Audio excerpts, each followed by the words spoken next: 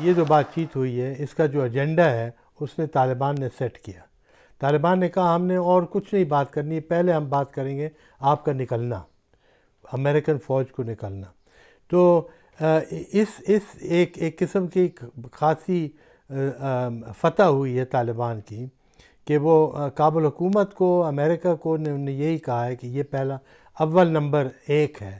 Doha کے agreement میں یہ لکھا ہوا ہے کہ 10 مارچ تک 5,000 قیدی رہا ہو جائیں گے.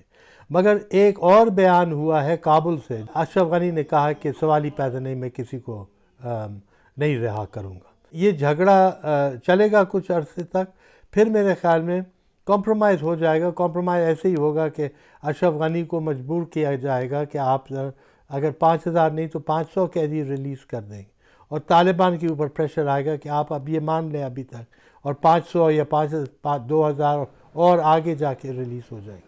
میرے خیال میں بین الاقوامی طور پہ یہ جو ڈائلاگ ہے، جو ہونا ہے افغان حکومت اور طالبان کے درمیان، یہ ڈیلے ہوگا. پہلے تو یہی سوچ تھا نا کہ حکومت انٹرم گورنمنٹ بنے گی، اس میں آدھے وہ لے جائیں گے آدھے وہ لے جائیں گے، اور مگر ایسے میرے خیال میں نہیں ہو سکے گا. الٹیمیٹلی یہ لوائے جرگہ ہوگا. الٹیمیٹلی لوائے جرگہ سے ایک قسم کی جوائنٹ حکومت نکلے گی. یہ جو کابل کی حکومت ہے یہ اس شکل میں نہیں رہ سکے گی بہت دیر.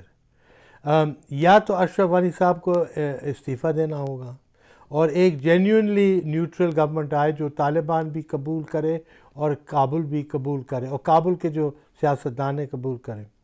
دوسرا سب سے بڑا مسئلہ ہے کہ اپوزیشن جو ہے وہ اشرف غنی صاحب کو ماننے کے لیے تیار نہیں ہے.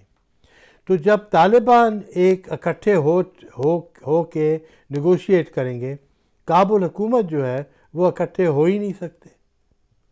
تو یہ ایک بہت اور پھر آئے گا مسئلہ فوج کا اور سیکیورٹی فورسز کا. اس لیے طالبان کہے گی کہ ہمارا جو فوج ہے وہ طالبانی فوج رہے گی. تو پھر آدمی سوچتا ہے کہ ایک ملک میں 2 فوج کیسے ہو سکتے ہیں، پھر تو خانہ جنگی کی بات چل رہی ہے. ایک اہم بات یہ ہے کہ ہمسایہ کی انٹرفیئرنس نہیں ہو افغانستان میں. دوسری بات یہ ہے ایک بین الاقوامی گروپ بننا چاہیے جس میں یہ سب ملک شامل ہیں، اور وہ بیٹھیں اور وعدہ کریں کہ وہ انٹرفیئرنس نہیں کریں گے، اور کوئی پروسیجر یو این نکالے کہ اگر انٹرفیئرنس ہو تو وہ یو این کوئی ایکشن لے سکے. دوسری بات یہ ہے ہر ملک اور خاص طور پاکستان افغانستان کی سوورینٹی ایکسیپٹ کرنی چاہیے. سوویت یونین کو نکلنے کے بعد تو صورتحال بہت جلدی بگڑ گئی تھی افغانستان میں، اور سول وار بس چند دنوں کے بعد شروع ہو گیا. ادھر میں یہ نہیں دیکھ رہا ہوں کہ ایک سول وار شروع ہو جائے گا فوراً. میں دیکھ رہا ہوں کہ بہت مشکل حالات سے